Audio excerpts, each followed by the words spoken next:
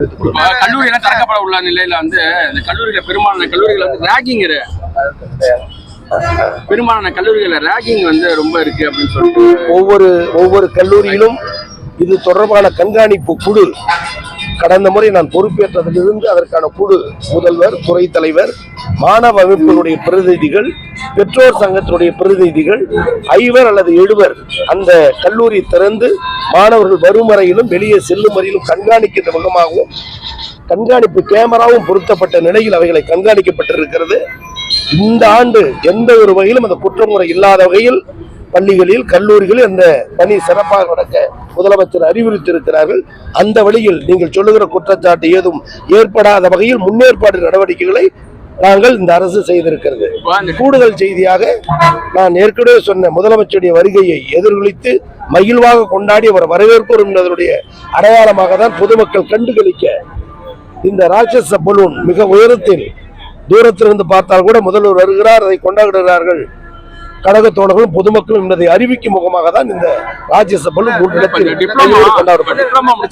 பயனாளிகளுக்கு நலத்திட்டம் கொடுக்க போறாங்க.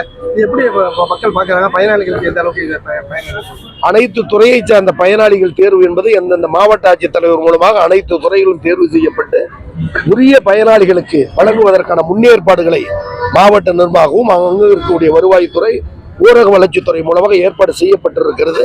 அதற்குரிய பணிகளையும் மேற்கொண்டிருக்கிறோம். எங்களுடைய கணக்குப்படி பார்க்க போனால் நிச்சயமாக ஒரு 1.5 லட்சம் பயனாளிகள் பயன்பெறுவதற்கான வாய்ப்புகள் உள்ளது. ஏனென்றால் 8 தொகுதியில் உள்ளடங்கிய மாவட்டம். எனவே முதல்வர் வருகை என்பது பல கோடி ரூபாய் திட்டங்களை மக்களுக்கு வழங்க வேண்டும், பல லட்சக்கணக்கான பயனாளிகள் பயன்பெற வேண்டும் என்பதுதான் எங்களுடைய விருப்பமாகும். இன்னைக்கு மேட்டூர் திறக்கிறாங்க, தூர்வாரும் பணி எல்லாம் முடிஞ்சிருச்சா? தயார் நிலையில் விதை நெல்லாம் விலை அதிகரிச்சுன்னு சொல்லி விவசாயிகள் குற்றச்சாட்டா சொல்றாங்க. ஒட்டுமொத்த தஞ்சை மாவட்டம் என்பது நெற்களஞ்சியம். அன்பு தலைவர் கலைஞர் நினைவில் வாழுகிற கலைஞர் அவர்கள் முதல்வராக இருந்த போதுதான் முதலில் ராஜராஜ சோழன் காலத்திற்கு பிறகு ஏரிகளை, குளங்களை, ஆறுகளை தூர்வாருகிற பணியை துரிதப்படுத்தி அந்த பணிகளை நிறைவுபடுத்தியதற்கு பிறகு மேட்டூர் அணையை திறந்த பெருமை கலைஞரை சாரும்.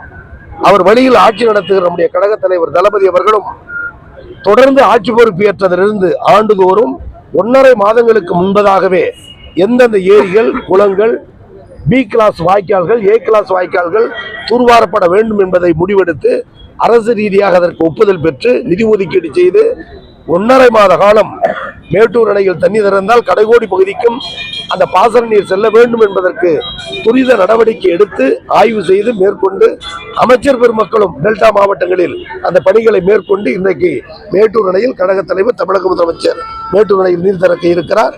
விவசாயிகளுக்கு தேவையான விதைப்பொருள்கள், இடுபொருள்கள், விவசாய உபகரணங்கள் என்னுடைய வேளாண் துறை அமைச்சர் அண்ணன் எம்ஆர்கே அவர்கள் மூலமாக மானிய விலையில் பெருந்தளவாக கொடுப்பதற்கும் அரசு நடவடிக்கை எடுத்துள்ளது.